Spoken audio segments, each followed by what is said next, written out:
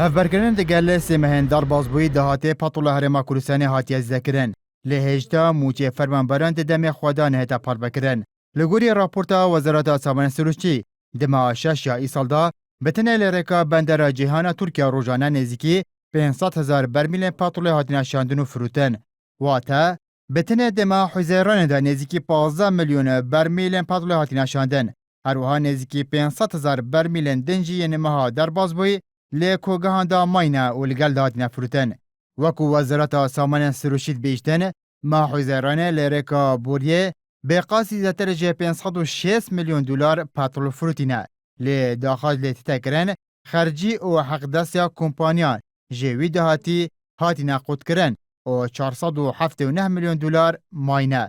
لگوری راپورتا وزارت سامان سروشی دهات پاترول و لگل دهات نفخو بو موچه مها 6 یا فرمانبران هاتی نبکار آنین لی 8 فرمانبران موچه مها 6 ور نگرتینه.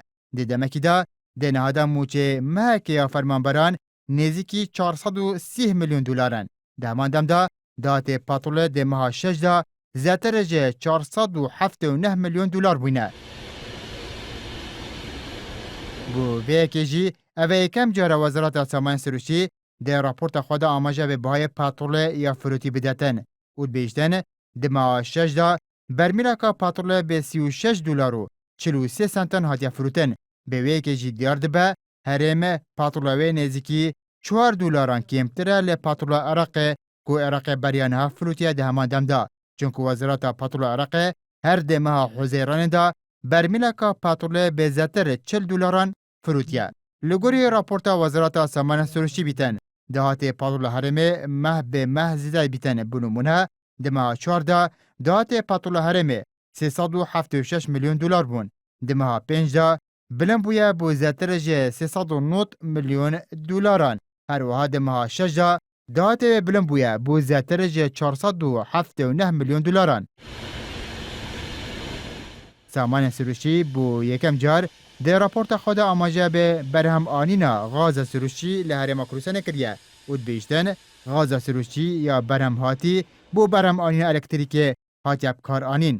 لگل ویکی وزارت سامان سروشی ماهانه راپورت لسر دهات پاتل براوت کتن لی بشکا زاو اندامین پارلمان کروسانه و میدیا و رخراون جواکا سویل.